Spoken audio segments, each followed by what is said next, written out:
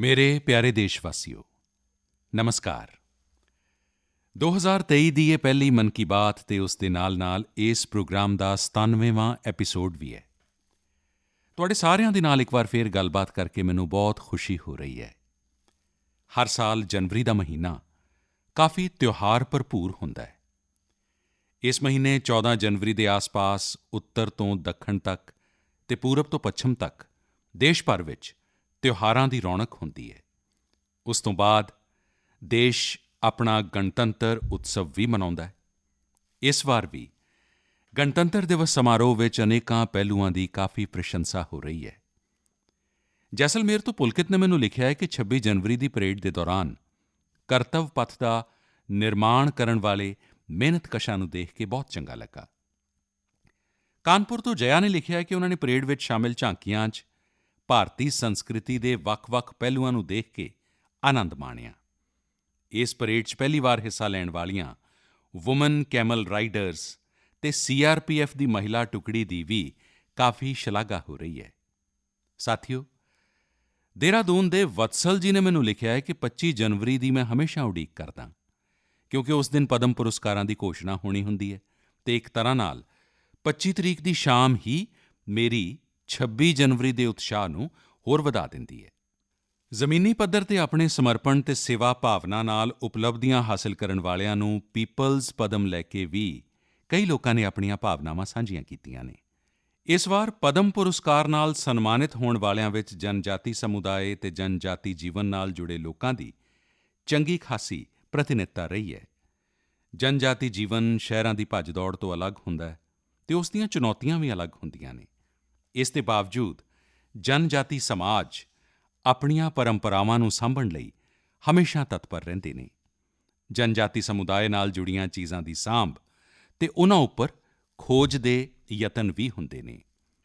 ਇੱਦਾਂ ਹੀ ਟੋ-ਟੋ, ਹੋ, ਕੁਈ, ਕੁਵੀ ਅਤੇ ਮਾਂਡਾ ਵਰਗੀਆਂ ਜਨਜਾਤੀਆਂ ਭਾਸ਼ਾਵਾਂ ਉੱਪਰ ਕੰਮ ਕਰਨ ਵਾਲੀਆਂ ਕਈ ਸ਼ਖਸੀਅਤਾਂ ਨੂੰ ਪਦਮ ਪੁਰਸਕਾਰ ਮਿਲੇ ਨੇ। ਇਹ ਸਾਡੇ ਸਾਰਿਆਂ ਲਈ ਮਾਣ ਵਾਲੀ ਗੱਲ ਹੈ। ਧਾਨੀ ਰਾਮ ਟੋਟੋ, ਜਾਨੁਮ ਸਿੰਘ ਸੋਏ ਅਤੇ ਬੀ ਰਾਮਾਕ੍ਰਿਸ਼ਨ ਰੈੱਡੀ ਜੀ ਦੇ ਨਾਮ 'ਤੇ ਪੂਰਾ ਦੇਸ਼ ਉਨ੍ਹਾਂ ਨਾਲ ਜਾਣੂ ਹੋ ਗਿਆ ਹੈ। ਸਿੱਧੀ, ਜਾਰਵਾ, ਓਂਗੇ ਵਰਗੀਆਂ ਆਦਿ ਜਨਜਾਤੀਆਂ ਦੇ ਨਾਲ ਕੰਮ ਕਰਨ ਵਾਲੇ ਲੋਕਾਂ ਨੂੰ ਵੀ ਇਸ ਵਾਰ ਸਨਮਾਨਿਤ ਕੀਤਾ ਗਿਆ ਹੈ, ਜਿਵੇਂ ਹੀਰਾਬਾਈ ਲੋਬੀ, ਰਤਨ ਚੰਦ ਕਾਰ ਅਤੇ ਈਸ਼ਵਰ ਚੰਦਰ ਵਰਮਾ ਜੀ। ਜਨਜਾਤੀ ਸਮੁਦਾਇ ਸਾਡੀ ਧਰਤੀ, ਸਾਡੀ ਵਿਰਾਸਤ ਦਾ ਅਨਿੱਖੜਵਾਂ ਅੰਗ ਰਹੇ ਨੇ। ਦੇਸ਼ ਅਤੇ ਸਮਾਜ ਦੇ ਵਿਕਾਸ ਵਿੱਚ ਉਨ੍ਹਾਂ ਦਾ ਯੋਗਦਾਨ ਬਹੁਤ ਮਹੱਤਵਪੂਰਨ ਹੈ। ਉਨ੍ਹਾਂ ਲਈ ਕੰਮ ਕਰਨ ਵਾਲੇ ਵਿਅਕਤੀਆਂ ਦਾ ਸਨਮਾਨ ਨਵੀਂ ਪੀੜ੍ਹੀ ਨੂੰ ਵੀ ਪ੍ਰੇਰਿਤ ਕਰੇਗਾ। ਇਸ ਵਰ੍ਹੇ ਪਦਮ ਪੁਰਸਕਾਰਾਂ ਦੀ ਗੂੰਜ ਉਨ੍ਹਾਂ ਇਲਾਕਿਆਂ ਵਿੱਚ ਵੀ ਸੁਣਾਈ ਦੇ ਰਹੀ ਹੈ ਜੋ ਨਕਸਲ ਪ੍ਰਭਾਵਿਤ ਹੋਇਆ ਕਰਦੇ ਸਨ।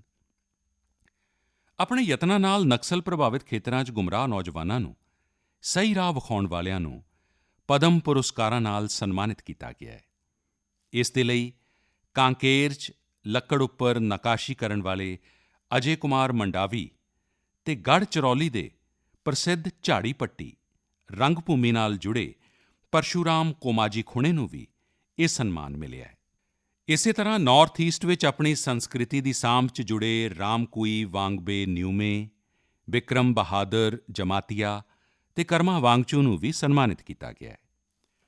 ਸਾਥੀਓ, ਇਸ ਵਾਰ ਪਦਮ ਪੁਰਸਕਾਰ ਨਾਲ ਸਨਮਾਨਿਤ ਹੋਣ ਵਾਲਿਆਂ 'ਚ ਕਈ ਅਜਿਹੇ ਲੋਕ ਸ਼ਾਮਿਲ ਨੇ ਜਿਨ੍ਹਾਂ ਨੇ ਸੰਗੀਤ ਦੀ ਦੁਨੀਆ ਨੂੰ ਅਮੀਰ ਕੀਤਾ ਹੈ। ਕਿਹੜਾ ਹੈ ਜਿਸ ਨੂੰ ਸੰਗੀਤ ਪਸੰਦ ਨਾ ਹੋਵੇ? ਹਰ ਕਿਸੇ ਦੀ ਸੰਗੀਤ ਦੀ ਪਸੰਦ ਵੱਖ-ਵੱਖ ਹੋ ਸਕਦੀ ਹੈ, ਪਰ ਸੰਗੀਤ ਹਰ ਕਿਸੇ ਦੇ ਜੀਵਨ ਦਾ ਹਿੱਸਾ ਹੁੰਦਾ ਹੈ। ਇਸ ਵਾਰ ਪਦਮ ਪੁਰਸਕਾਰ ਪ੍ਰਾਪਤ ਕਰਨ ਵਾਲਿਆਂ 'ਚ ਉਹ ਲੋਕ ਨੇ ਜੋ ਸੰਤੂਰ, ਬੰਮ-ਹੁਮ, ਦੋ ਤਾਰਾ ਵਰਗੇ ਸਾਡੇ ਪਰੰਪਰਾਗਤ ਸਾਜ਼ਾਂ ਦੀਆਂ ਧੁਨਾਂ ਛੇੜਨ ਵਿੱਚ ਮੁਹਾਰਤ ਰੱਖਦੇ ਨੇ। ਗੁਲਾਮ ਮੁਹੰਮਦ ਜਾਜ਼, ਮੋਆ ਸੋਪੋਂਗ, ਰੀ ਸਿੰਹਬੋਰ, ਕੁਰਕਾ ਲਾਂਗ, ਮੁਨੀ ਵੈਂਕਟੱਪਾ ਅਤੇ ਮੰਗਲ ਕਾਂਤੀ ਰਾਏ ਅਜਿਹੇ ਕਿੰਨੇ ਹੀ ਨਾਮ ਨੇ ਜਿਨ੍ਹਾਂ ਦੀ ਚਾਰੇ ਪਾਸੇ ਚਰਚਾ ਹੋ ਰਹੀ ਹੈ। ਸਾਥੀਓ, ਪਦਮ ਪੁਰਸਕਾਰ ਪ੍ਰਾਪਤ ਕਰਨ ਵਾਲੇ ਅਨੇਕ ਲੋਕ ਸਾਡੇ ਵਿਚਕਾਰ ਦੇ ਉਹ ਸਾਥੀ ਨੇ ਜਿਨ੍ਹਾਂ ਨੇ ਹਮੇਸ਼ਾ ਦੇਸ਼ ਨੂੰ ਸਭ ਤੋਂ ਉੱਪਰ ਰੱਖਿਆ। ਪਹਿਲਾਂ ਰਾਸ਼ਟਰ ਦੇ ਸਿਧਾਂਤ ਲਈ ਆਪਣਾ ਜੀਵਨ ਸਮਰਪਿਤ ਕਰ ਦਿੱਤਾ। ਉਹ ਸੇਵਾ ਭਾਵ ਨਾਲ ਆਪਣੇ ਕੰਮ ਵਿੱਚ ਲੱਗੇ ਰਹੇ ਅਤੇ ਉਸ ਲਈ ਉਨ੍ਹਾਂ ਕਦੇ ਕਿਸੇ ਪੁਰਸਕਾਰ ਦੀ ਉਮੀਦ ਨਹੀਂ ਕੀਤੀ। ਉਹ ਜਿਨ੍ਹਾਂ ਲਈ ਕੰਮ ਕਰ ਰਹੇ ਨੇ, ਉਨ੍ਹਾਂ ਦੇ ਚਿਹਰੇ ਦੀ ਸੰਤੁਸ਼ਟੀ ਹੀ ਉਨ੍ਹਾਂ ਲਈ ਸਭ ਤੋਂ ਵੱਡਾ ਅਵਾਰਡ ਹੈ। ਅਜਿਹੇ ਸਮਰਪਿਤ ਲੋਕਾਂ ਨੂੰ ਸਨਮਾਨਿਤ ਕਰਕੇ ਸਾਡਾ ਦੇਸ਼ ਵਾਸੀਆਂ ਦਾ ਮਾਣ ਵਧਿਆ ਹੈ। ਮੈਂ ਸਾਰੇ ਪਦਮ ਪੁਰਸਕਾਰ ਜੇਤੂਆਂ ਦੇ ਨਾਮ ਭਾਵੇਂ ਇੱਥੇ ਨਾ ਲੈ ਸਕਾਂ, ਪਰ ਤੁਹਾਨੂੰ ਮੇਰੀ ਬੇਨਤੀ ਜ਼ਰੂਰ ਹੈ ਕਿ ਤੁਸੀਂ ਪਦਮ ਪੁਰਸਕਾਰ ਪ੍ਰਾਪਤ ਕਰਨ ਵਾਲੀਆਂ ਇਨ੍ਹਾਂ ਸ਼ਖਸੀਅਤਾਂ ਦੇ ਪ੍ਰੇਰਣਾਦਾਇਕ ਜੀਵਨ ਦੇ ਵਿਸ਼ੇ ਬਾਰੇ ਵਿਸਥਾਰ 'ਚ ਜਾਣੋ ਅਤੇ ਹੋਰਨਾਂ ਨੂੰ ਵੀ ਦੱਸੋ। ਸਾਥੀਓ, ਅੱਜ ਜਦੋਂ ਅਸੀਂ ਆਜ਼ਾਦੀ ਦੇ ਅੰਮ੍ਰਿਤ ਮਹਾਉਤਸਵ ਦੇ ਦੌਰਾਨ ਗਣਤੰਤਰ ਦਿਵਸ ਦੀ ਚਰਚਾ ਕਰ ਰਹੇ ਹਾਂ, ਤਾਂ ਮੈਂ ਇੱਥੇ ਇੱਕ ਦਿਲਚਸਪ ਕਿਤਾਬ ਦਾ ਜ਼ਿਕਰ ਵੀ ਕਰਾਂਗਾ। ਕੁਝ ਹਫ਼ਤੇ ਪਹਿਲਾਂ ਹੀ ਮੈਨੂੰ ਮਿਲੀ ਇਸ ਕਿਤਾਬ 'ਚ ਇੱਕ ਬਹੁਤ ਹੀ ਦਿਲਚਸਪ ਵਿਸ਼ੇ ਉੱਪਰ ਚਰਚਾ ਕੀਤੀ ਗਈ ਹੈ। ਇਸ ਕਿਤਾਬ ਦਾ ਨਾਮ India the mother of democracy ਹੈ ਅਤੇ ਇਸ ਵਿੱਚ ਬਿਹਤਰੀਨ ਲੇਖ ਨੇ। ਭਾਰਤ ਦੁਨੀਆ ਦਾ ਸਭ ਤੋਂ ਵੱਡਾ ਲੋਕਤੰਤਰ ਹੈ ਅਤੇ ਸਾਨੂੰ ਇਸ ਗੱਲ ਦਾ ਮਾਣ ਵੀ ਹੈ ਕਿ ਸਾਡਾ ਦੇਸ਼ ਮਦਰ ਆਫ ਡੈਮੋਕ੍ਰੇਸੀ ਵੀ ਹੈ। ਲੋਕਤੰਤਰ ਸਾਡੀਆਂ ਰਗਾਂ 'ਚ ਹੈ, ਸਾਡੀ ਸੰਸਕ੍ਰਿਤੀ 'ਚ ਹੈ। ਸਦੀਆਂ ਤੋਂ ਇਹ ਸਾਡੇ ਕੰਮਕਾਰ ਦਾ ਇੱਕ ਅਨਿੱਖੜਵਾਂ ਹਿੱਸਾ ਰਿਹਾ ਹੈ। ਸੁਭਾਅ ਤੋਂ ਅਸੀਂ ਇੱਕ ਡੈਮੋਕ੍ਰੇਟਿਕ ਸੁਸਾਇਟੀ ਹਾਂ। ਡਾਕਟਰ ਅੰਬੇਦਕਰ ਨੇ ਬੌਧ ਭਿਕਸ਼ੂ ਸੰਘ ਦੀ ਤੁਲਨਾ ਭਾਰਤੀ ਸੰਸਦ ਨਾਲ ਕੀਤੀ ਸੀ। ਉਨ੍ਹਾਂ ਨੇ ਉਸ ਨੂੰ ਇੱਕ ਅਜਿਹੀ ਸੰਸਥਾ ਦੱਸਿਆ ਸੀ ਜਿੱਥੇ ਮੋਸ਼ਨਜ਼, ਰੈਜ਼ੋਲਿਊਸ਼ਨਜ਼, ਕੋਰਮ, ਵੋਟਿੰਗ ਅਤੇ ਵੋਟਾਂ ਦੀ ਗਿਣਤੀ ਦੇ ਲਈ ਕਈ ਨਿਯਮ ਸਨ। ਬਾਬਾ ਸਾਹਿਬ ਦਾ ਮੰਨਣਾ ਸੀ ਕਿ ਭਗਵਾਨ ਬੁੱਧ ਨੂੰ ਇਸ ਦੀ ਪ੍ਰੇਰਣਾ ਉਸ ਵੇਲੇ ਦੀਆਂ ਰਾਜਨੀਤਿਕ ਵਿਵਸਥਾਵਾਂ ਤੋਂ ਮਿਲੀ ਹੋਏਗੀ। ਤਾਮਿਲਨਾਡੂ 'ਚ ਇੱਕ ਛੋਟਾ ਪਰ ਚਰਚਿਤ ਪਿੰਡ ਹੈ ਉੱਤਿਰਮੇਰੂਰ। ਇੱਥੇ 1100-1200 ਸਾਲ ਪਹਿਲਾਂ ਦਾ ਇੱਕ ਸ਼ਿਲਾਲੇਖ ਦੁਨੀਆ ਭਰ ਨੂੰ ਹੈਰਾਨ ਕਰਦਾ ਹੈ। ਇਹ ਸ਼ਿਲਾਲੇਖ ਇੱਕ ਮਿਨੀ ਕੌਂਸਟੀਟਿਊਸ਼ਨ ਦੀ ਤਰ੍ਹਾਂ ਹੈ। ਇਸ ਵਿੱਚ ਵਿਸਥਾਰ ਨਾਲ ਦੱਸਿਆ ਗਿਆ ਹੈ ਕਿ ਗ੍ਰਾਮ ਸਭਾ ਦਾ ਸੰਚਾਲਨ ਕਿਵੇਂ ਹੋਣਾ ਚਾਹੀਦਾ ਹੈ ਅਤੇ ਉਸ ਦੇ ਮੈਂਬਰਾਂ ਦੀ ਚੋਣ ਪ੍ਰਕਿਰਿਆ ਕੀ ਹੈ। ਸਾਡੇ ਦੇਸ਼ ਦੇ ਇਤਿਹਾਸ 'ਚ ਡੈਮੋਕ੍ਰੈਟਿਕ ਵੈਲਿਊਜ਼ ਦਾ ਇੱਕ ਹੋਰ ਉਦਾਹਰਣ ਹੈ 12ਵੀਂ ਸਦੀ ਦੇ ਭਗਵਾਨ ਬਸਵੇਸ਼ਵਰ ਦਾ ਅਨੁਭਵ ਮੰਡਪਮ। ਇੱਥੇ ਫ੍ਰੀ ਡਿਬੇਟ ਅਤੇ ਡਿਸਕਸ਼ਨ ਨੂੰ ਉਤਸ਼ਾਹ ਦਿੱਤਾ ਜਾਂਦਾ ਹੈ। ਤੁਹਾਨੂੰ ਇਹ ਜਾਣ ਕੇ ਹੈਰਾਨੀ ਹੋਏਗੀ ਕਿ ਇਹ ਮੈਗਨਾ ਕਾਰਟਾ ਤੋਂ ਵੀ ਪਹਿਲਾਂ ਦੀ ਗੱਲ ਹੈ। ਵਾਰੰਗਲ ਦੇ ਕਾਕਤੀਏ ਵੰਸ਼ ਦੇ ਰਾਜਿਆਂ ਦੀਆਂ ਲੋਕਤੰਤਰੀ ਪਰੰਪਰਾਵਾਂ ਵੀ ਬਹੁਤ ਪ੍ਰਸਿੱਧ ਨੇ। ਭਗਤੀ ਅੰਦੋਲਨ ਨੇ ਪੱਛਮ ਭਾਰਤ ਵਿੱਚ ਲੋਕਤੰਤਰੀ ਦੀ ਸੰਸਕ੍ਰਿਤੀ ਨੂੰ ਅੱਗੇ ਵਧਾਇਆ। ਬੁੱਕ ਵਿੱਚ ਸਿੱਖ ਪੰਥ ਦੀ ਲੋਕਤੰਤਰੀ ਭਾਵਨਾ 'ਤੇ ਵੀ ਇੱਕ ਲੇਖ ਨੂੰ ਸ਼ਾਮਿਲ ਕੀਤਾ ਗਿਆ ਹੈ ਜੋ ਗੁਰੂ ਨਾਨਕ ਦੇਵ ਜੀ ਦੇ ਸਰਵਸੰਮਤੀ ਨਾਲ ਲਏ ਗਏ ਫੈਸਲਿਆਂ 'ਤੇ ਚਾਨਣ ਪਾਉਂਦਾ ਹੈ। ਮੱਧ ਭਾਰਤ ਦੀਆਂ ਓਰਾਂਵ ਅਤੇ ਮੁੰਡਾ ਜਨਜਾਤੀਆਂ 'ਚ ਕਮਿਊਨਿਟੀ ਡ੍ਰਿਵਨ ਅਤੇ ਕੌਨਸੈਂਸਸ ਡ੍ਰਿਵਨ ਡਿਸੀਜ਼ਨ 'ਤੇ ਵੀ ਇਸ ਕਿਤਾਬ ਵਿੱਚ ਚੰਗੀ ਜਾਣਕਾਰੀ ਹੈ। ਤੁਸੀਂ ਇਸ ਕਿਤਾਬ ਨੂੰ ਪੜ੍ਹਨ ਤੋਂ ਬਾਅਦ ਮਹਿਸੂਸ ਕਰੋਗੇ ਕਿ ਕਿਵੇਂ ਦੇਸ਼ ਦੇ ਹਰ ਹਿੱਸੇ 'ਚ ਸਦੀਆਂ ਤੋਂ ਲੋਕਤੰਤਰ ਦੀ ਭਾਵਨਾ ਪ੍ਰਵਾਹਿਤ ਹੁੰਦੀ ਰਹੀ ਹੈ। ਮਦਰ ਆਫ ਡੈਮੋਕ੍ਰੇਸੀ ਦੇ ਰੂਪ 'ਚ ਸਾਨੂੰ ਨਿਰੰਤਰ ਇਸ ਵਿਸ਼ੇ ਦਾ ਗਹਿਰਾ ਚਿੰਤਨ ਵੀ ਕਰਨਾ ਚਾਹੀਦਾ ਹੈ, ਚਰਚਾ ਵੀ ਕਰਨੀ ਚਾਹੀਦੀ ਹੈ ਅਤੇ ਦੁਨੀਆ ਨੂੰ ਜਾਣੂ ਵੀ ਕਰਾਉਣਾ ਚਾਹੀਦਾ ਹੈ। ਇਸ ਨਾਲ ਦੇਸ਼ ਵਿੱਚ ਲੋਕਤੰਤਰ ਦੀ ਭਾਵਨਾ ਹੋਰ ਵੀ ਗਹਿਰੀ ਹੋਏਗੀ। ਮੇਰੇ ਪਿਆਰੇ ਦੇਸ਼ਵਾਸੀਓ, ਜੇਕਰ ਮੈਂ ਤੁਹਾਨੂੰ ਪੁੱਛਾਂ ਕਿ ਯੋਗ ਦਿਵਸ ਅਤੇ ਸਾਡੇ ਵੱਖ-ਵੱਖ ਤਰ੍ਹਾਂ ਦੇ ਮੋਟੇ ਅਨਾਜਾਂ ਮਿਲੇਟਸ 'ਚੋਂ ਕੀ ਕਾਮਨ ਹੈ, ਤਾਂ ਤੁਸੀਂ ਸੋਚੋਗੇ ਕਿ ਇਹ ਵੀ ਕੀ ਤੁਲਨਾ ਹੋਈ। ਜੇਕਰ ਮੈਂ ਤੁਹਾਨੂੰ ਕਹਾਂ ਕਿ ਦੋਵਾਂ 'ਚ ਕਾਫੀ ਕੁਝ ਕਾਮਨ ਹੈ ਤਾਂ ਤੁਸੀਂ ਹੈਰਾਨ ਹੋ ਜਾਓਗੇ। ਦਰਅਸਲ ਸੰਯੁਕਤ ਰਾਸ਼ਟਰ ਨੇ ਇੰਟਰਨੈਸ਼ਨਲ ਯੋਗਾ ਡੇ ਅਤੇ ਇੰਟਰਨੈਸ਼ਨਲ ਈਅਰ ਆਫ ਮਿਲੇਟਸ ਦੋਵਾਂ ਦਾ ਹੀ ਫੈਸਲਾ ਭਾਰਤ ਦੇ ਪ੍ਰਸਤਾਵ ਤੋਂ ਬਾਅਦ ਲਿਆ ਹੈ। ਦੂਸਰੀ ਗੱਲ ਇਹ ਕਿ ਯੋਗ ਵੀ ਸਿਹਤ ਨਾਲ ਜੁੜਿਆ ਹੈ ਅਤੇ ਮਿਲੇਟਸ ਵੀ ਸਿਹਤ ਵਿੱਚ ਮਹੱਤਵਪੂਰਨ ਭੂਮਿਕਾ ਨਿਭਾਉਂਦੇ ਨੇ। ਤੀਸਰੀ ਗੱਲ ਹੋਰ ਮਹੱਤਵਪੂਰਨ ਹੈ, ਦੋਵੇਂ ਹੀ ਅਭਿਆਨਾਂ 'ਚ ਜਨ ਭਾਗੀਦਾਰੀ ਦੀ ਵਜ੍ਹਾ ਨਾਲ ਕ੍ਰਾਂਤੀ ਆ ਰਹੀ ਹੈ। ਜਿਸ ਤਰ੍ਹਾਂ ਲੋਕਾਂ ਨੇ ਵਿਆਪਕ ਪੱਧਰ 'ਤੇ ਸਰਗਰਮ ਭਾਗੀਦਾਰੀ ਕਰਕੇ ਯੋਗ ਅਤੇ ਫਿਟਨੈਸ ਨੂੰ ਆਪਣੇ ਜੀਵਨ ਦਾ ਹਿੱਸਾ ਬਣਾਇਆ ਹੈ, ਉਸੇ ਤਰ੍ਹਾਂ ਮਿਲੇਟਸ ਨੂੰ ਵੀ ਲੋਕ ਵੱਡੇ ਪੱਧਰ 'ਤੇ ਅਪਣਾ ਰਹੇ ਨੇ। ਲੋਕ ਹੁਣ ਮਿਲੇਟਸ ਨੂੰ ਆਪਣੇ ਖਾਣ-ਪੀਣ ਦਾ ਹਿੱਸਾ ਬਣਾ ਰਹੇ ਨੇ। ਇਸ ਤਬਦੀਲੀ ਦਾ ਬਹੁਤ ਵੱਡਾ ਪ੍ਰਭਾਵ ਵੀ ਦਿਸ ਰਿਹਾ ਹੈ। ਇਸ ਨਾਲ ਇੱਕ ਪਾਸੇ ਉਹ ਛੋਟੇ ਕਿਸਾਨ ਬਹੁਤ ਉਤਸ਼ਾਹਿਤ ਨੇ ਜੋ ਪਰੰਪਰਾਗਤ ਰੂਪ ਵਿੱਚ ਮਿਲੇਟਸ ਦਾ ਉਤਪਾਦਨ ਕਰਦੇ ਸਨ। ਉਹ ਇਸ ਗੱਲ ਤੋਂ ਬਹੁਤ ਖੁਸ਼ ਨੇ ਕਿ ਦੁਨੀਆ ਹੁਣ ਮਿਲੇਟਸ ਦਾ ਮਹੱਤਵ ਸਮਝਣ ਲੱਗੀ ਹੈ। ਦੂਸਰੇ ਪਾਸੇ ਐਫਪੀਓ ਅਤੇ ਐਂਟਰਪ੍ਰੀਨਿਓਰਸ ਨੇ ਮਿਲੇਟ ਨੂੰ ਬਾਜ਼ਾਰ ਤੱਕ ਪਹੁੰਚਾਉਣ ਅਤੇ ਉਸ ਨੂੰ ਲੋਕਾਂ ਤੱਕ ਉਪਲਬਧ ਕਰਾਉਣ ਦੇ ਯਤਨ ਸ਼ੁਰੂ ਕਰ ਦਿੱਤੇ ਨੇ। ਆਂਧਰਾ ਪ੍ਰਦੇਸ਼ ਦੇ ਨਾਂਦਿਆਲ ਜ਼ਿਲ੍ਹੇ 'ਚ ਰਹਿਣ ਵਾਲੇ ਕੇਵੀ ਰਾਮਾ ਸੁੱਬਾ ਰੈੱਡੀ ਜੀ ਨੇ ਮਿਲੇਟਸ ਲਈ ਚੰਗੀ ਭਲੀ ਤਨਖਾਹ ਵਾਲੀ ਨੌਕਰੀ ਛੱਡ ਦਿੱਤੀ। ਮਾਂ ਦੇ ਹੱਥਾਂ ਨਾਲ ਬਣੇ ਮਿਲੇਟਸ ਦੇ ਪਕਵਾਨਾਂ ਦਾ ਸਵਾਦ ਕੁਝ ਅਜਿਹਾ ਰਚ ਗਿਆ ਸੀ ਕਿ ਇਨ੍ਹਾਂ ਨੇ ਆਪਣੇ ਪਿੰਡ 'ਚ ਹੀ ਬਾਜਰੇ ਦੀ ਪ੍ਰੋਸੈਸਿੰਗ ਯੂਨਿਟ ਹੀ ਸ਼ੁਰੂ ਕਰ ਦਿੱਤੀ। ਸੁੱਬਾ ਰੈੱਡੀ ਜੀ ਲੋਕਾਂ ਨੂੰ ਬਾਜਰੇ ਦੇ ਫਾਇਦੇ ਵੀ ਦੱਸਦੇ ਨੇ ਅਤੇ ਉਸ ਨੂੰ ਆਸਾਨੀ ਨਾਲ ਉਪਲਬਧ ਵੀ ਕਰਾਉਂਦੇ ਨੇ। ਮਹਾਰਾਸ਼ਟਰ 'ਚ ਅਲੀਬਾਗ ਦੇ ਕੋਲ ਕੇਨਾਡ ਪਿੰਡ ਦੀ ਰਹਿਣ ਵਾਲੀ ਸ਼ਰਮੀਲਾ ਓਸਵਾਲ ਜੀ ਪਿਛਲੇ 20 ਸਾਲਾਂ ਤੋਂ ਮਿਲੇਟਸ ਦੀ ਪੈਦਾਵਾਰ ਵਿੱਚ ਯੂਨੀਕ ਤਰੀਕੇ ਨਾਲ ਯੋਗਦਾਨ ਦੇ ਰਹੇ ਨੇ। ਉਹ ਕਿਸਾਨਾਂ ਨੂੰ ਸਮਾਰਟ ਐਗਰੀਕਲਚਰ ਦੀ ਟ੍ਰੇਨਿੰਗ ਦੇ ਰਹੇ ਨੇ। ਉਨ੍ਹਾਂ ਦੀਆਂ ਕੋਸ਼ਿਸ਼ਾਂ ਨਾਲ ਨਾ ਸਿਰਫ ਮਿਲੇਟਸ ਦੀ ਉਪਜ ਵਧੀ ਹੈ, ਸਗੋਂ ਕਿਸਾਨਾਂ ਦੀ ਆਮਦਨ ਵਿੱਚ ਵੀ ਵਾਧਾ ਹੋਇਆ ਹੈ। ਜੇਕਰ ਤੁਹਾਨੂੰ ਛੱਤੀਸਗੜ੍ਹ ਦੇ ਰਾਏਗੜ੍ਹ ਜਾਣ ਦਾ ਮੌਕਾ ਮਿਲੇ ਤੇ ਇੱਥੋਂ ਦੇ ਮਿਲੇਟਸ ਕੈਫੇ ਜ਼ਰੂਰ ਜਾਣਾ। ਕੁਝ ਹੀ ਮਹੀਨੇ ਪਹਿਲਾਂ ਸ਼ੁਰੂ ਹੋਏ ਮਿਲੇਟਸ ਕੈਫੇ 'ਚ ਚੀਲਾ, ਡੋਸਾ, ਮੋਮੋਜ਼, ਪਿੱਜ਼ਾ ਅਤੇ ਮਨਚੂਰੀਅਨ ਵਰਗੇ ਆਈਟਮ ਕਾਫੀ ਪੌਪੂਲਰ ਹੋ ਰਹੇ ਨੇ। ਮੈਂ ਤੁਹਾਨੂੰ ਇੱਕ ਹੋਰ ਗੱਲ ਪੁੱਛਾਂ, ਤੁਸੀਂ ਐਂਟਰਪ੍ਰੇਨਿਓਰ ਸ਼ਬਦ ਸੁਣਿਆ ਹੋਵੇਗਾ, ਪਰ ਕੀ ਤੁਸੀਂ ਮਿਲੇਟਪ੍ਰੇਨਿਓਰ ਕਦੇ ਸੁਣਿਆ? ਓਡੀਸ਼ਾ ਦੀ ਮਿਲੇਟਪ੍ਰੇਨਿਓਰ ਅੱਜਕੱਲ੍ਹ ਕਾਫੀ ਸੁਰਖੀਆਂ 'ਚ ਹੈ। ਆਦੀਵਾਸੀ ਜ਼ਿਲ੍ਹੇ ਸੁੰਦਰਗੜ੍ਹ ਦੀਆਂ ਤਕਰੀਬਨ 1,500 ਮਹਿਲਾਵਾਂ ਦਾ self help group Odisha millets mission ਨਾਲ ਜੁੜਿਆ ਹੋਇਆ ਹੈ। ਇੱਥੇ ਮਹਿਲਾਵਾਂ ਮਿਲੇਟਸ ਨਾਲ ਕੁਕੀਜ਼, ਰਸਗੁੱਲਾ, ਗੁਲਾਬ ਜਾਮੁਨ ਅਤੇ ਕੇਕ ਤੱਕ ਬਣਾ ਰਹੀਆਂ ਨੇ। ਬਾਜ਼ਾਰ ਵਿੱਚ ਇਸ ਦੀ ਖੂਬ ਮੰਗ ਹੋਣ ਨਾਲ ਮਹਿਲਾਵਾਂ ਦੀ ਆਮਦਨ ਵਧ ਰਹੀ ਹੈ। ਕਰਨਾਟਕਾ ਦੇ ਕਲਬੁਰਗੀ 'ਚ Aland Bhutai millets farmers producer company ਨੇ ਪਿਛਲੇ ਵਰ੍ਹੇ Indian institute of millets research ਦੀ ਨਿਗਰਾਨੀ ਹੇਠ ਕੰਮ ਸ਼ੁਰੂ ਕੀਤਾ। ਇੱਥੋਂ ਦੇ ਖਾਕਰਾ, ਬਿਸਕਿਟ ਅਤੇ ਲੱਡੂ ਲੋਕਾਂ ਨੂੰ ਪਸੰਦ ਆ ਰਹੇ ਨੇ। ਕਰਨਾਟਕਾ ਦੇ ਹੀ ਬਿਦਰ ਜ਼ਿਲ੍ਹੇ 'ਚ ਹਲਸੂਰ ਮਿਲੇਟ ਪ੍ਰੋਡਿਊਸਰ ਕੰਪਨੀ ਨਾਲ ਜੁੜੀਆਂ ਮਹਿਲਾਵਾਂ ਮਿਲੇਟਸ ਦੀ ਖੇਤੀ ਦੇ ਨਾਲ ਹੀ ਉਸ ਦਾ ਆਟਾ ਵੀ ਤਿਆਰ ਕਰ ਰਹੀਆਂ ਨੇ। ਇਸ ਨਾਲ ਇਨ੍ਹਾਂ ਦੀ ਕਮਾਈ ਵੀ ਕਾਫੀ ਵਧੀ ਹੈ। ਕੁਦਰਤੀ ਖੇਤੀ ਨਾਲ ਜੁੜੇ ਛੱਤੀਸਗੜ੍ਹ ਦੇ ਸੰਦੀਪ ਸ਼ਰਮਾ ਜੀ ਦੇ ਐਫਪੀਓ ਦੇ ਨਾਲ ਅੱਜ 12 ਰਾਜਾਂ ਦੇ ਕਿਸਾਨ ਜੁੜੇ ਨੇ। ਬਿਲਾਸਪੁਰ ਦਾ ਇਹ ਐਫਪੀਓ 8 ਤਰ੍ਹਾਂ ਦਾ ਮਿਲੇਟਸ ਦਾ ਆਟਾ ਅਤੇ ਉਸ ਦੇ ਵਿਅੰਜਨ ਬਣਾ ਰਿਹਾ ਹੈ। ਸਾਥੀਓ, ਅੱਜ ਹਿੰਦੁਸਤਾਨ ਦੇ ਕੋਨੇ-ਕੋਨੇ 'ਚ G20 ਦੀਆਂ ਸਮਿਟਸ ਲਗਾਤਾਰ ਚੱਲ ਰਹੀਆਂ ਨੇ ਅਤੇ ਮੈਨੂੰ ਖੁਸ਼ੀ ਹੈ ਕਿ ਦੇਸ਼ ਦੇ ਹਰ ਕੋਨੇ 'ਚ ਜਿੱਥੇ ਵੀ G20 ਦੀ ਸਮਿਟਸ ਹੋ ਰਹੀ ਹੈ, ਮਿਲੇਟਸ ਨਾਲ ਬਣੇ ਪੌਸ਼ਟਿਕ ਅਤੇ ਸਵਾਦਲੇ ਵਿਅੰਜਨ ਵੀ ਉਸ ਵਿੱਚ ਸ਼ਾਮਿਲ ਹੁੰਦੇ ਨੇ।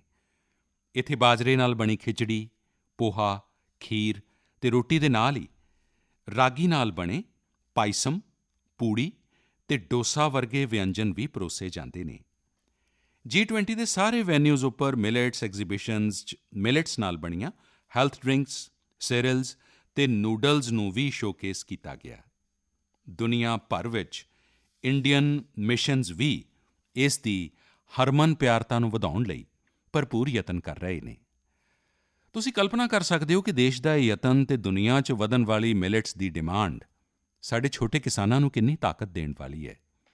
ਮੈਨੂੰ ਇਹ ਵੇਖ ਕੇ ਵੀ ਚੰਗਾ ਲੱਗਦਾ ਹੈ ਕਿ ਅੱਜ ਜਿੰਨੀ ਤਰ੍ਹਾਂ ਦੀਆਂ ਨਵੀਆਂ-ਨਵੀਆਂ ਚੀਜ਼ਾਂ ਮਿਲੇਟਸ ਨਾਲ ਬਣਨ ਲੱਗੀਆਂ ਨੇ, ਉਹ ਨੌਜਵਾਨ ਪੀੜ੍ਹੀ ਨੂੰ ਵੀ ਓਨੀਆਂ ਹੀ ਪਸੰਦ ਆ ਰਹੀਆਂ ਨੇ। ਇੰਟਰਨੈਸ਼ਨਲ ਈਅਰ ਆਫ ਮਿਲੇਟਸ ਦੀ ਅਜਿਹੀ ਸ਼ਾਨਦਾਰ ਸ਼ੁਰੂਆਤ ਲਈ ਅਤੇ ਉਸ ਨੂੰ ਲਗਾਤਾਰ ਅੱਗੇ ਵਧਾਉਣ ਲਈ ਮੈਂ ਮਨ ਕੀ ਬਾਤ ਦੇ ਸਰੋਤਿਆਂ ਨੂੰ ਵੀ ਵਧਾਈ ਦਿੰਦਾ। ਮੇਰੇ ਪਿਆਰੇ ਦੇਸ਼ਵਾਸੀਓ, ਜਦੋਂ ਤੁਹਾਡੇ ਨਾਲ ਕੋਈ ਟੂਰਿਸਟ ਹੱਬ ਗੋਆ ਦੀ ਗੱਲ ਕਰਦਾ ਹੈ ਤਾਂ ਤੁਹਾਡੇ ਮਨ ਵਿੱਚ ਕੀ ਖਿਆਲ ਆਉਂਦਾ ਹੈ?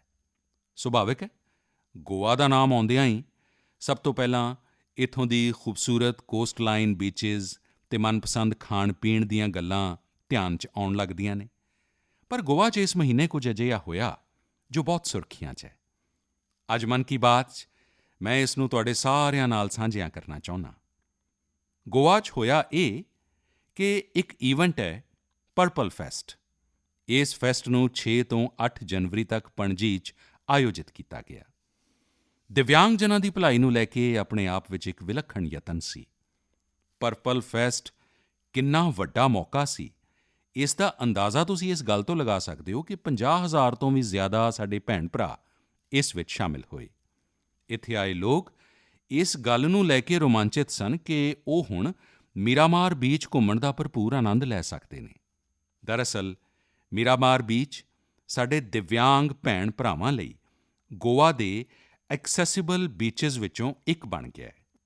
ਇੱਥੇ cricket tournament, table tennis tournament, marathon competition ਦੇ ਨਾਲ ਹੀ ਇੱਕ ਡੈਫ ਬਲਾਈਂਡ ਕਨਵੈਨਸ਼ਨ ਵੀ ਆਯੋਜਿਤ ਕੀਤੀ ਗਈ। ਇੱਥੇ ਯੂਨੀਕ ਬਰਡ ਵਾਚਿੰਗ ਪ੍ਰੋਗਰਾਮ ਤੋਂ ਇਲਾਵਾ ਇੱਕ ਫਿਲਮ ਵੀ ਦਿਖਾਈ ਗਈ। ਇਸ ਦੇ ਲਈ ਵਿਸ਼ੇਸ਼ ਇੰਤਜ਼ਾਮ ਕੀਤੇ ਗਏ ਸਨ ਤਾਂ ਕਿ ਸਾਡੇ ਸਾਰੇ ਦਿਵਿਆਂਗ ਭੈਣ-ਭਰਾ ਅਤੇ ਬੱਚੇ ਇਸ ਦਾ ਭਰਪੂਰ ਆਨੰਦ ਲੈ ਸਕਣ। ਪਰਪਲ ਫੈਸਟ ਦੀ ਇੱਕ ਖਾਸ ਗੱਲ ਇਹ ਰਹੀ ਕਿ ਇਸ ਵਿੱਚ ਪ੍ਰਾਈਵੇਟ ਸੈਕਟਰ ਦੀ ਵੀ ਹਿੱਸੇਦਾਰੀ ਰਹੀ।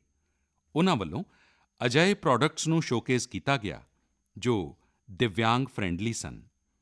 ਇਸ ਫੈਸਟ ਵਿੱਚ ਦਿਵਿਆਂਗ ਭਲਾਈ ਦੇ ਪ੍ਰਤੀ ਜਾਗਰੂਕਤਾ ਵਧਾਉਣ ਦੇ ਅਨੇਕਾਂ ਯਤਨ ਵੇਖੇ ਗਏ। ਪਰਪਲ ਫੈਸਟ ਨੂੰ ਸਫਲ ਬਣਾਉਣ ਲਈ ਮੈਂ ਇਸ ਵਿੱਚ ਹਿੱਸਾ ਲੈਣ ਵਾਲੇ ਸਾਰੇ ਲੋਕਾਂ ਨੂੰ ਵਧਾਈ ਦਿੰਦਾ। ਇਸ ਦੇ ਨਾਲ ਹੀ ਉਨ੍ਹਾਂ ਵਾਲੰਟੀਅਰਜ਼ ਦਾ ਵੀ ਅਭਿਨੰਦਨ ਕਰਦਾ ਜਿਨ੍ਹਾਂ ਨੇ ਇਸ ਨੂੰ ਆਰਗੇਨਾਈਜ਼ ਕਰਨ ਲਈ ਰਾਤ-ਦਿਨ ਇੱਕ ਕਰ ਦਿੱਤਾ। ਮੈਨੂੰ ਪੂਰਾ ਵਿਸ਼ਵਾਸ ਹੈ ਕਿ ਐਕਸੈਸਿਬਲ ਇੰਡੀਆ ਦੇ ਸਾਡੇ ਵਿਜ਼ਨ ਨੂੰ ਸਾਕਾਰ ਕਰਨ ਵਿੱਚ ਇਸ ਤਰ੍ਹਾਂ ਦੀਆਂ ਮੁਹਿੰਮਾਂ ਬਹੁਤ ਕਾਰਗਰ ਸਾਬਿਤ ਹੋਣਗੀਆਂ। ਮੇਰੇ ਪਿਆਰੇ ਦੇਸ਼ਵਾਸੀਓ, ਹੁਣ ਮੈਂ ਮਨ ਕੀ ਬਾਤ 'ਚ ਅਜਿਹੇ ਵਿਸ਼ੇ ਉੱਪਰ ਗੱਲ ਕਰਾਂਗਾ ਜਿਸ ਦਾ ਤੁਹਾਨੂੰ ਆਨੰਦ ਵੀ ਆਏਗਾ, ਮਾਣ ਵੀ ਹੋਏਗਾ ਅਤੇ ਮਨ ਆਖੇਗਾ, ਵਾਹ ਭਈ ਵਾਹ, ਦਿਲ ਖੁਸ਼ ਹੋ ਗਿਆ। ਦੇਸ਼ ਦੇ ਸਭ ਤੋਂ ਪੁਰਾਣੇ ਸਾਇੰਸ ਇੰਸਟੀਟਿਊਸ਼ਨਜ਼ ਵਿੱਚੋਂ ਇੱਕ ਬੈਂਗਲੁਰੂ ਦਾ ਇੰਡੀਅਨ ਇੰਸਟੀਚਿਊਟ ਆਫ ਸਾਇੰਸ ਭਾਵ IISc ਇੱਕ ਸ਼ਾਨਦਾਰ ਮਿਸਾਲ ਪੇਸ਼ ਕਰ ਰਿਹਾ ਹੈ। ਮਨ ਕੀ ਬਾਤ ਵਿੱਚ ਪਹਿਲਾਂ ਮੈਂ ਇਸ ਉੱਪਰ ਚਰਚਾ ਕਰ ਚੁੱਕਾ ਹਾਂ ਕਿ ਕਿਵੇਂ ਇਸ ਸੰਸਥਾ ਦੀ ਸਥਾਪਨਾ ਪਿੱਛੇ ਭਾਰਤ ਦੀਆਂ ਦੋ ਮਹਾਨ ਹਸਤੀਆਂ ਜਮਸ਼ੇਦ ਜੀ ਟਾਟਾ ਅਤੇ ਸਵਾਮੀ ਵਿਵੇਕਾਨੰਦ ਦੀ ਪ੍ਰੇਰਣਾ ਰਹੀ ਹੈ ਅਤੇ ਤੁਹਾਨੂੰ ਅਤੇ ਮੈਨੂੰ ਆਨੰਦ ਅਤੇ ਮਾਣ ਦੇਣ ਵਾਲੀ ਗੱਲ ਇਹ ਹੈ ਕਿ ਸਾਲ 2022 ਵਿੱਚ ਇਸ ਸੰਸਥਾ ਦੇ ਨਾਮ ਕੁੱਲ 145 ਪੇਟੈਂਟਸ ਰਹੇ ਨੇ। ਇਸ ਦਾ ਮਤਲਬ ਹੈ ਹਰ 5 ਦਿਨਾਂ 'ਚ 2 ਪੇਟੈਂਟਸ। ਇਹ ਰਿਕਾਰਡ ਆਪਣੇ ਆਪ 'ਚ ਵਿਲੱਖਣ ਹੈ। ਇਸ ਸਫਲਤਾ ਲਈ ਮੈਂ IISc ਦੀ ਟੀਮ ਨੂੰ ਵਧਾਈ ਦੇਣਾ ਚਾਹੁੰਦਾ। ਸਾਥੀਓ, ਅੱਜ ਪੇਟੈਂਟ ਫਾਈਲਿੰਗ ਵਿੱਚ ਭਾਰਤ ਦੀ ਰੈਂਕਿੰਗ 7ਵੀਂ ਅਤੇ ਟ੍ਰੇਡਮਾਰਕ ਵਿੱਚ 5ਵੀਂ ਹੈ। ਜੇਕਰ ਸਿਰਫ ਪੇਟੈਂਟਸ ਦੀ ਗੱਲ ਕਰੀਏ ਤਾਂ ਪਿਛਲੇ 5 ਵਰ੍ਹਿਆਂ ਵਿੱਚ ਇਸ ਵਿੱਚ ਤਕਰੀਬਨ 50% ਦਾ ਵਾਧਾ ਹੋਇਆ ਹੈ। ਗਲੋਬਲ ਇਨੋਵੇਸ਼ਨ ਇੰਡੈਕਸ ਵਿੱਚ ਵੀ ਭਾਰਤ ਦੀ ਰੈਂਕਿੰਗ 'ਚ ਜ਼ਬਰਦਸਤ ਸੁਧਾਰ ਹੋਇਆ ਹੈ ਅਤੇ ਹੁਣ ਉਹ 40ਵੇਂ 'ਤੇ ਆ ਪਹੁੰਚੀ ਹੈ, ਜਦਕਿ 2015 'ਚ ਭਾਰਤ ਗਲੋਬਲ ਇਨੋਵੇਸ਼ਨ ਇੰਡੈਕਸ ਵਿੱਚ 80 ਨੰਬਰ ਤੋਂ ਵੀ ਪਿੱਛੇ ਸੀ। ਇੱਕ ਹੋਰ ਦਿਲਚਸਪ ਗੱਲ ਮੈਂ ਤੁਹਾਨੂੰ ਦੱਸਣਾ ਚਾਹੁੰਦਾ। ਭਾਰਤ ਵਿੱਚ ਪਿਛਲੇ 11 ਵਰ੍ਹਿਆਂ 'ਚ ਪਹਿਲੀ ਵਾਰ ਡੋਮੈਸਟਿਕ ਪੇਟੈਂਟ ਫਾਈਲਿੰਗ ਦੀ ਸੰਖਿਆ ਫੋਰਨ ਫਾਈਲਿੰਗ ਨਾਲੋਂ ਵੱਧ ਵੇਖੀ ਗਈ ਹੈ। ਇਹ ਭਾਰਤ ਦੀ ਵੱਧਦੀ ਹੋਈ ਵਿਗਿਆਨਕ ਸਮਰੱਥਾ ਨੂੰ ਵੀ ਦਰਸਾਉਂਦਾ ਹੈ। ਸਾਥੀਓ, ਅਸੀਂ ਸਾਰੇ ਜਾਣਦੇ ਹਾਂ ਕਿ 21ਵੀਂ ਸਦੀ ਦੀ ਗਲੋਬਲ ਇਕੋਨਮੀ 'ਚ ਨੌਲੇਜ ਹੀ ਸਭ ਤੋਂ ਉੱਪਰ ਹੈ। ਮੈਨੂੰ ਵਿਸ਼ਵਾਸ ਹੈ ਕਿ ਭਾਰਤ ਦੇ ਟੈਕੇਡ ਦਾ ਸੁਪਨਾ ਸਾਡੇ ਇਨੋਵੇਟਰਸ ਅਤੇ ਉਸ ਦੇ ਪੇਟੈਂਟਸ ਦੇ ਦਮ 'ਤੇ ਜ਼ਰੂਰ ਪੂਰਾ ਹੋਏਗਾ। ਇਸ ਦੇ ਨਾਲ ਹੀ ਅਸੀਂ ਆਪਣੇ ਹੀ ਦੇਸ਼ ਵਿੱਚ ਤਿਆਰ ਵਰਲਡ ਕਲਾਸ ਟੈਕਨੋਲੋਜੀ ਅਤੇ ਪ੍ਰੋਡਕਟਸ ਦਾ ਭਰਪੂਰ ਲਾਭ ਲੈ ਸਕਾਂਗੇ। ਮੇਰੇ ਪਿਆਰੇ ਦੇਸ਼ਵਾਸੀਓ, ਨਮੋ ਐਪ ਉੱਪਰ ਮੈਂ ਤੇਲੰਗਾਨਾ ਦੇ ਇੰਜੀਨੀਅਰ ਵਿਜੇ ਜੀ ਦੀ ਇੱਕ ਪੋਸਟ ਵੇਖੀ ਜਿਸ ਵਿੱਚ ਵਿਜੇ ਜੀ ਨੇ ਈ-ਵੇਸਟ ਦੇ ਬਾਰੇ ਲਿਖਿਆ ਹੈ। ਵਿਜੇ ਜੀ ਦੀ ਬੇਨਤੀ ਹੈ ਕਿ ਮੈਂ ਮਨ ਕੀ ਬਾਤ ਵਿੱਚ ਇਸ ਉੱਪਰ ਚਰਚਾ ਕਰਾਂ।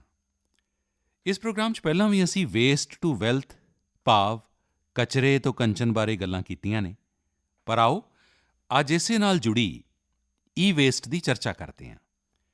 ਸਾਥੀਓ, ਅੱਜ ਹਰ ਘਰ ਵਿੱਚ ਮੋਬਾਈਲ ਫੋਨ, ਲੈਪਟਾਪ, ਟੈਬਲੇਟ ਵਰਗੇ ਡਿਵਾਈਸਿਸ ਆਮ ਹੋ ਗਏ ਨੇ। ਦੇਸ਼ ਭਰ ਵਿੱਚ ਇਹਨਾਂ ਦੀ ਗਿਣਤੀ ਬਿਲੀਅਨਜ਼ ਵਿੱਚ ਹੋਏਗੀ। ਅੱਜ ਦੇ ਲੇਟੈਸਟ ਡਿਵਾਈਸਿਸ ਭਵਿੱਖ ਦੇ ਈ-ਵੇਸਟ ਵੀ ਹੁੰਦੇ ਨੇ। ਜਦ ਵੀ ਕੋਈ ਨਵੀਂ ਡਿਵਾਈਸ ਖਰੀਦਦਾ ਹੈ ਜਾਂ ਆਪਣੀ ਪੁਰਾਣੀ ਡਿਵਾਈਸ ਨੂੰ ਬਦਲਦਾ ਹੈ ਤਾਂ ਇਹ ਧਿਆਨ ਵਿੱਚ ਰੱਖਣਾ ਜ਼ਰੂਰੀ ਹੋ ਜਾਂਦਾ ਹੈ ਕਿ ਉਸ ਨੂੰ ਸਹੀ ਤਰੀਕੇ ਨਾਲ ਡਿਸਕਾਰਡ ਕੀਤਾ ਜਾਂਦਾ ਹੈ ਜਾਂ ਨਹੀਂ। ਜੇਕਰ ਈ-ਵੇਸਟ ਨੂੰ ਤਰੀਕੇ ਨਾਲ ਡਿਸਪੋਜ਼ ਨਹੀਂ ਕੀਤਾ ਗਿਆ ਤਾਂ ਇਹ ਸਾਡੇ ਵਾਤਾਵਰਣ ਨੂੰ ਵੀ ਨੁਕਸਾਨ ਪਹੁੰਚਾ ਸਕਦਾ ਹੈ, ਪਰ ਜੇਕਰ ਸਾਵਧਾਨੀ ਨਾਲ ਅਜਿਹਾ ਕੀਤਾ ਜਾਂਦਾ ਤਾਂ ਇਹ ਰੀਸਾਈਕਲ ਅਤੇ ਰੀਯੂਜ਼ ਦੀ ਸਰਕੂਲਰ ਇਕੋਨੋਮੀ ਦੀ ਬਹੁਤ ਵੱਡੀ ਤਾਕਤ ਬਣ ਸਕਦਾ ਹੈ। ਸੰਯੁਕਤ ਰਾਸ਼ਟਰ ਦੀ ਇੱਕ ਰਿਪੋਰਟ ਵਿੱਚ ਦੱਸਿਆ ਗਿਆ ਹੈ ਕਿ ਹਰ ਸਾਲ 50 ਮਿਲੀਅਨ ਟਨ ਈ-ਵੇਸਟ ਸੁੱਟਿਆ ਜਾ ਰਿਹਾ ਹੈ। ਤੁਸੀਂ ਅੰਦਾਜ਼ਾ ਲਾ ਸਕਦੇ ਹੋ ਕਿ ਕਿੰਨਾ ਹੁੰਦਾ ਹੈ। ਮਨੁੱਖੀ ਇਤਿਹਾਸ 'ਚ ਜਿੰਨੇ ਕਮਰਸ਼ੀਅਲ ਪਲੇਨ ਬਣੇ ਨੇ, ਉਹਨਾਂ ਸਾਰਿਆਂ ਦਾ ਭਾਰ ਮਿਲਾ ਦਿੱਤਾ ਜਾਵੇ ਤਾਂ ਵੀ ਜਿੰਨਾ ਈ-ਵੇਸਟ ਨਿਕਲ ਰਿਹਾ ਹੈ ਉਸ ਦੇ ਬਰਾਬਰ ਨਹੀਂ ਹੋਏਗਾ। ਇਹ ਇਸ ਤਰ੍ਹਾਂ ਹੈ ਕਿ ਜਿਵੇਂ ਹਰ ਸੈਕਿੰਡ 800 ਲੈਪਟਾਪ ਸੁੱਟੇ ਜਾ ਰਹੇ ਹੋਣ। ਤੁਸੀਂ ਇਹ ਜਾਣ ਕੇ ਹੈਰਾਨ ਹੋ ਜਾਓਗੇ ਕਿ ਵੱਖ-ਵੱਖ ਪ੍ਰੋਸੈਸ ਦੇ ਜ਼ਰੀਏ ਈ-ਵੇਸਟ ਤੋਂ ਤਕਰੀਬਨ 17 ਤਰ੍ਹਾਂ ਦੇ ਪ੍ਰੈਸ਼ੀਅਸ ਮੈਟਲ ਕੱਢੇ ਜਾ ਸਕਦੇ ਨੇ। ਇਨ੍ਹਾਂ ਵਿੱਚ ਗੋਲਡ, ਸਿਲਵਰ, ਕਾਪਰ ਅਤੇ ਨਿਕਲ ਸ਼ਾਮਿਲ ਨੇ। ਇਸ ਲਈ ਈ-ਵੇਸਟ ਦਾ ਸਦਉਪਯੋਗ ਕਰਨਾ ਕਚਰੇ ਨੂੰ ਕੰਚਨ ਬਣਾਉਣ ਤੋਂ ਘੱਟ ਨਹੀਂ ਹੈ। ਅੱਜ ਅਜਿਹੇ ਸਟਾਰਟਅਪਸ ਦੀ ਕਮੀ ਨਹੀਂ ਜੋ ਇਸ ਦਿਸ਼ਾ 'ਚ ਇਨੋਵੇਟਿਵ ਕੰਮ ਕਰ ਰਹੇ ਨੇ। ਅੱਜ ਤਕਰੀਬਨ 500 ਈ-ਵੇਸਟ ਰੀਸਾਈਕਲਰਜ਼ ਇਸ ਖੇਤਰ ਨਾਲ ਜੁੜੇ ਨੇ ਅਤੇ ਬਹੁਤ ਸਾਰੇ ਨਵੇਂ ਉੱਦਮੀਆਂ ਨੂੰ ਵੀ ਇਸ ਨਾਲ ਜੋੜਿਆ ਜਾ ਰਿਹਾ ਹੈ। ਇਸ ਸੈਕਟਰ ਨੇ ਹਜ਼ਾਰਾਂ ਲੋਕਾਂ ਨੂੰ ਸਿੱਧੇ ਤੌਰ 'ਤੇ ਰੋਜ਼ਗਾਰ ਵੀ ਦਿੱਤਾ ਹੈ। ਬੈਂਗਲੁਰੂ ਦੀ ਈ-ਪਾਰੀਸਾਰਾ ਅਜਿਹੇ ਹੀ ਯਤਨਾਂ 'ਚ ਜੁਟੇ ਨੇ। ਇਨ੍ਹਾਂ ਨੇ ਪ੍ਰਿੰਟਡ ਸਰਕਿਟ ਬੋਰਡਜ਼ ਦੀਆਂ ਕੀਮਤੀ ਧਾਤੂਆਂ ਨੂੰ ਅਲੱਗ ਕਰਕੇ ਹੀ ਸਵਦੇਸ਼ੀ ਟੈਕਨੋਲੋਜੀ ਵਿਕਸਿਤ ਕੀਤੀ ਹੈ।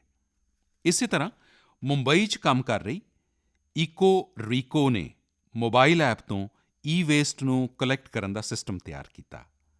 ਉੱਤਰਾਖੰਡ ਦੇ ਰੁੜਕੀ ਦੀ ਐਟੈਰੋ ਰੀਸਾਈਕਲਿੰਗ ਨੇ ਇਸ ਖੇਤਰ 'ਚ ਦੁਨੀਆ ਭਰ ਵਿੱਚ ਕਈ ਪੇਟੈਂਟਸ ਹਾਸਿਲ ਕੀਤੇ ਨੇ। ਇਸ ਨੇ ਵੀ ਖੁਦ ਦੀ ਈ-ਵੇਸਟ ਰੀਸਾਈਕਲਿੰਗ ਟੈਕਨੋਲੋਜੀ ਤਿਆਰ ਕਰਕੇ ਕਾਫੀ ਨਾਮ ਕਮਾਇਆ ਹੈ। ਭੋਪਾਲ ਵਿੱਚ ਮੋਬਾਈਲ ਐਪ ਅਤੇ ਵੈੱਬਸਾਈਟ ਕਬਾੜੀਵਾਲਾ ਜ਼ਰੀਏ ਟਨਾਂ 'ਚ ਈ-ਵੇਸਟ ਇਕੱਠਾ ਕੀਤਾ ਜਾ ਰਿਹਾ ਹੈ। ਇਸ ਤਰ੍ਹਾਂ ਦੀਆਂ ਕਈ ਮਿਸਾਲਾਂ ਨੇ। ਇਹ ਸਾਰੇ ਭਾਰਤ ਨੂੰ ਗਲੋਬਲ ਰੀਸਾਈਕਲਿੰਗ ਹੱਬ ਬਣਾਉਣ ਵਿੱਚ ਮਦਦ ਕਰ ਰਹੇ ਨੇ। ਪਰ ਅਜਿਹੇ ਇਨੀਸ਼ੀਏਟਿਵਜ਼ ਦੀ ਸਫਲਤਾ ਲਈ ਇੱਕ ਜ਼ਰੂਰੀ ਸ਼ਰਤ ਵੀ ਹੈ। ਉਹ ਇਹ ਹੈ ਕਿ ਈ-ਵੇਸਟ ਦੇ ਨਿਪਟਾਰੇ ਨਾਲ ਸੁਰੱਖਿਅਤ ਉਪਯੋਗੀ ਤਰੀਕਿਆਂ ਬਾਰੇ ਵੀ ਲੋਕਾਂ ਨੂੰ ਜਾਗਰੂਕ ਕਰਦੇ ਰਹਿਣਾ ਹੋਵੇਗਾ। ਈ-ਵੇਸਟ ਦੇ ਖੇਤਰ 'ਚ ਕੰਮ ਕਰਨ ਵਾਲੇ ਦੱਸਦੇ ਨੇ ਕਿ ਅਜੇ ਹਰ ਸਾਲ ਸਿਰਫ 15 ਤੋਂ 17% ਈ-ਵੇਸਟ ਨੂੰ ਹੀ ਰੀਸਾਈਕਲ ਕੀਤਾ ਜਾ ਰਿਹਾ ਹੈ।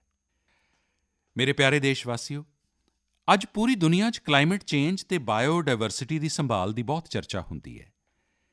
ਇਸ ਦਿਸ਼ਾ 'ਚ ਭਾਰਤ ਦੇ ਠੋਸ ਯਤਨਾਂ ਦੇ ਬਾਰੇ ਅਸੀਂ ਲਗਾਤਾਰ ਗੱਲ ਕਰਦੇ ਰਹੇ ਹਾਂ।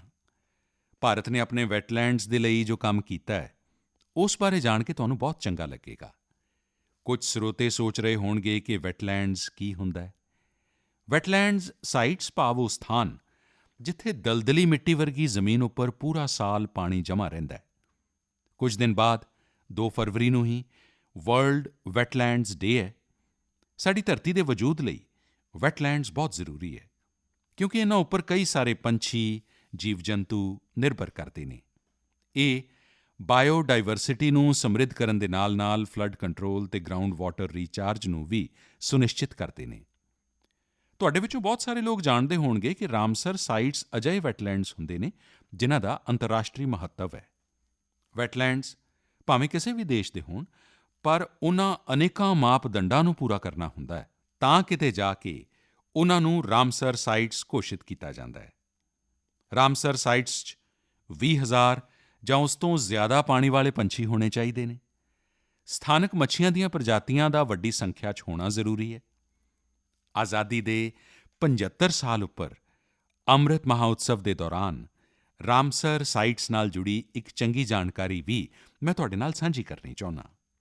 ਸਾਡੇ ਦੇਸ਼ ਵਿੱਚ ਹੁਣ ਰਾਮਸਰ ਸਾਈਟਸ ਦੀ ਕੁੱਲ ਸੰਖਿਆ 75 ਹੋ ਗਈ ਹੈ, ਜਦਕਿ 2014 ਤੋਂ ਪਹਿਲਾਂ ਦੇਸ਼ ਵਿੱਚ ਸਿਰਫ 26 ਰਾਮਸਰ ਸਾਈਟਸ ਸਨ।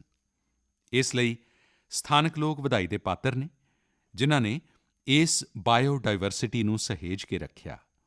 ਇਹ ਕੁਦਰਤ ਨਾਲ ਸਦਭਾਵਨਾਪੂਰਵਕ ਰਹਿਣ ਦੀ ਸਾਡੀ ਸਦੀਆਂ ਪੁਰਾਣੀ ਸੰਸਕ੍ਰਿਤੀ ਅਤੇ ਪਰੰਪਰਾ ਦਾ ਵੀ ਸਨਮਾਨ ਹੈ। ਭਾਰਤ ਦੇ ਇਹ ਵੈਟਲੈਂਡਸ ਸਾਡੀ ਕੁਦਰਤੀ ਸਮਰੱਥਾ ਦਾ ਵੀ ਉਦਾਹਰਣ ਨੇ।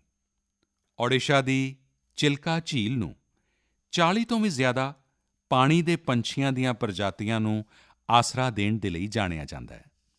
ਕੈਬੁਲ ਲਮਜਾਓ ਲੋਕਟਾਕ ਨੂੰ ਸਵੈਂਪ ਡੀਅਰ ਦਾ ਇੱਕਮਾਤਰ ਨੈਚੁਰਲ ਹੈਬੀਟੇਟ ਮੰਨਿਆ ਜਾਂਦਾ ਹੈ। ਤਾਮਿਲਨਾਡੂ ਦੇ ਵੈਨਥਾਂਗਲ ਨੂੰ 2022 ਵਿੱਚ ਰਾਮਸਰ ਸਾਈਟਸ ਘੋਸ਼ਿਤ ਕੀਤਾ ਗਿਆ। ਇੱਥੋਂ ਦੇ ਪੰਛੀਆਂ ਦੀ ਜਨਸੰਖਿਆ ਨੂੰ ਸਾਂਭਣ ਦਾ ਪੂਰਾ ਸਿਹਰਾ ਆਲੇ-ਦੁਆਲੇ ਦੇ ਕਿਸਾਨਾਂ ਸਿਰ ਬੱਝਦਾ ਹੈ। ਕਸ਼ਮੀਰ 'ਚ ਪੰਜਾਥਨਾਗ ਸਮੁਦਾਇ ਐਨੂਅਲ ਫਰੂਟ ਬਲੌਸਮ ਫੈਸਟੀਵਲ ਦੇ ਦੌਰਾਨ ਇੱਕ ਦਿਨ ਨੂੰ ਵਿਸ਼ੇਸ਼ ਤੌਰ 'ਤੇ ਪਿੰਡ ਦੇ ਝਰਨੇ ਦੀ ਸਾਫ਼-ਸਫਾਈ 'ਚ ਲਾਉਂਦਾ ਹੈ। ਵਰਲਡਜ਼ ਰਾਮਸਰ ਸਾਈਟਸ 'ਚ ਜ਼ਿਆਦਾਤਰ ਯੂਨੀਕ ਕਲਚਰ ਹੈਰੀਟੇਜ ਵੀ ਨੇ।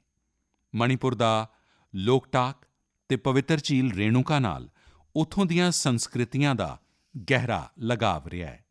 ਇਸੇ ਤਰ੍ਹਾਂ ਸਾਂਭਰ ਦਾ ਸੰਬੰਧ ਮਾਂ ਦੁਰਗਾ ਦੇ ਅਵਤਾਰ ਸ਼ਾਕੰਭਰੀ ਦੇਵੀ ਨਾਲ ਵੀ ਹੈ।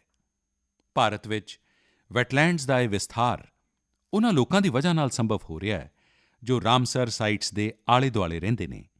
ਮੈਂ ਅਜਿਹੇ ਸਾਰੇ ਲੋਕਾਂ ਦੀ ਬਹੁਤ ਪ੍ਰਸ਼ੰਸਾ ਕਰਦਾ ਅਤੇ ਮਨ ਕੀ ਬਾਤ ਦੇ ਸਰੋਤਿਆਂ ਵੱਲੋਂ ਉਨ੍ਹਾਂ ਨੂੰ ਸ਼ੁਭਕਾਮਨਾਵਾਂ ਦਿੰਦਾ। ਮੇਰੇ ਪਿਆਰੇ ਦੇਸ਼ਵਾਸੀਓ, ਇਸ ਵਾਰ ਸਾਡੇ ਦੇਸ਼ ਵਿੱਚ ਖਾਸ ਕਰਕੇ ਉੱਤਰ ਭਾਰਤ 'ਚ ਖੂਬ ਕੜਾਕੇ ਦੀ ਸਰਦੀ ਪਈ। ਇਸ ਸਰਦੀ 'ਚ ਲੋਕਾਂ ਨੇ ਪਹਾੜਾਂ ਉੱਪਰ ਬਰਫ਼ਬਾਰੀ ਦਾ ਵੀ ਖੂਬ ਮਜ਼ਾ ਲਿਆ। ਜੰਮੂ ਕਸ਼ਮੀਰ ਤੋਂ ਕੁਝ ਅਜਿਹੀਆਂ ਤਸਵੀਰਾਂ ਆਈਆਂ ਜਿਨ੍ਹਾਂ ਨੇ ਪੂਰੇ ਦੇਸ਼ ਦਾ ਮਨ ਮੋਹ ਲਿਆ। ਸੋਸ਼ਲ ਮੀਡੀਆ ਉੱਪਰ ਤਾਂ ਪੂਰੀ ਦੁਨੀਆ ਦੇ ਲੋਕ ਇਨ੍ਹਾਂ ਤਸਵੀਰਾਂ ਨੂੰ ਪਸੰਦ ਕਰ ਰਹੇ ਨੇ। ਬਰਫ਼ਬਾਰੀ ਦੀ ਵਜ੍ਹਾ ਨਾਲ ਸਾਡੀ ਕਸ਼ਮੀਰ ਘਾਟੀ ਹਰ ਸਾਲ ਦੀ ਤਰ੍ਹਾਂ ਇਸ ਵਾਰ ਵੀ ਬਹੁਤ ਖੂਬਸੂਰਤ ਹੋ ਗਈ ਹੈ।